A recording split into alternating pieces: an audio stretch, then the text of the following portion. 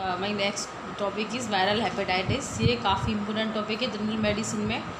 जो आपका GIT unit है उसमें से 3 ही क्वेश्चन इंपॉर्टेंट है। हेपेटाइटिस वाला क्वेश्चन इंपॉर्टेंट है, एक मैं इससे प्रीवियस डिस्कस कर चुकी हूँ, वो क्वेश्चन इंपॉर्टेंट है। एक इसमें है सिरोसिस ऑफ लिवर, ये सब इंपॉर्टेंट है। पेप्टिक अल्सर डिसीज़ आता है, वो पहले मैंने कर दिया था। तो ये जो वायरल हेपेटाइटिस है, this is very important from exam point of view. ये जनरली आएगा ही आएगा। तो वायरल हेपेटाइटिस के बारे में सुनते हैं। सबसे पहले इसमें वर्ड को देखेंगे, hepatitis. Hepat plus itis. Hepat means liver, itis मानी इन्फ्लामेशन, यानी इन्फ्लामेशन ऑफ लिवर, ये तो पक्का है। दूसरा इसमें है वायरल। वायरल एक तरीके के ऑर्गेनिज्म है, ठीक है, जो इन्फेक्शन कॉज करते हैं। तो इन्फेक्शन ऑफ लिवर, और इससे क्या होता है, हेपेटाइटिस ऐसा इन्फेक्शन है जिससे कि इन्फ्लामेशन ऑफ लिवर होता है। तो इसकी डेफिनेशन देखते हैं। Viral hepatitis is an infection that cause the inflammation of liver and damage, या inflammation of liver and damage.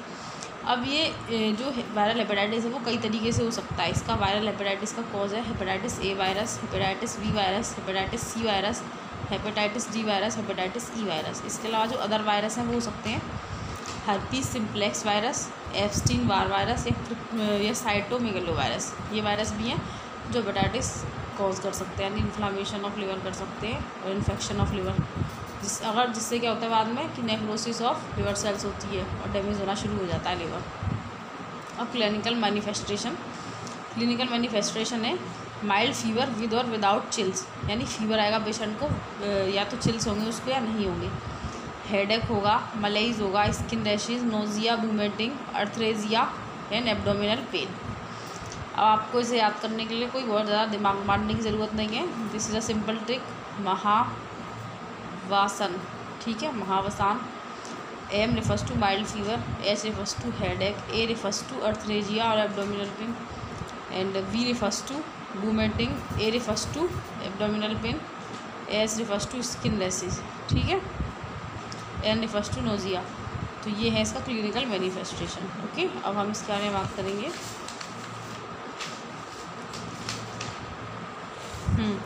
Now will discuss about the physical science. What would be the physical science in the patient.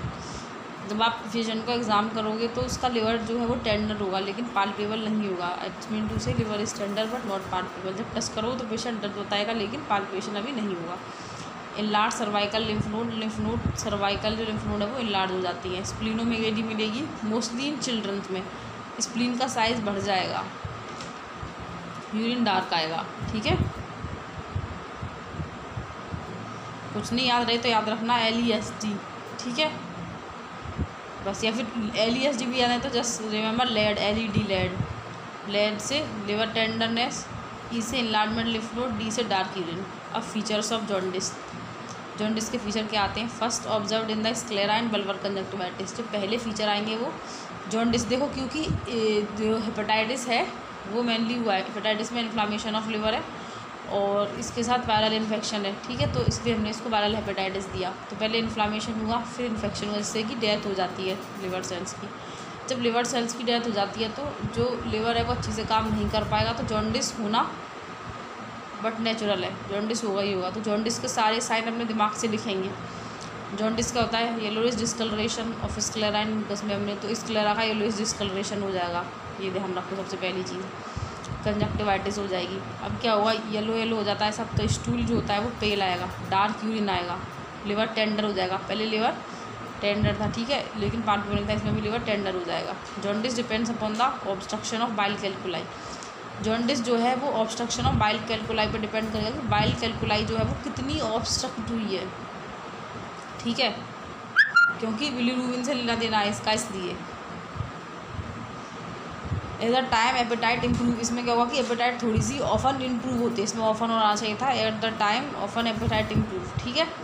अब इसके बाद क्या होगा, सबसे पहले क्या होगा कि अपना कोई भी ऑर्गन अगर डैमेज होता है तो जब उसके सिम्टम आते हैं, क्लिनिकल मैनिफेस्टेशन आते हैं, तो एक बार ज़रूर होता है कि पेशेंट बीच में ठीक होता है, क्योंकि वो ऑर्गन अपनी पूरी पावर लगाता है, बॉडी की इम्यूनिटी होती है, जिससे कि कोई भी डिसीज़ अगर हुई है तो वो नॉर्मल कंडीशन में आ जाए। तो therefore jaundice recedes and all features comes to normal in a 3 to 6 weeks, the time which can be revealed by recedes हो जाती, जॉन्डिस हो जाती है, रिसीड गायब हो जाती है। लेकिन क्या होता है कि इसे हम आसानी से अब दोबारा से देख सकते हैं। कैसे?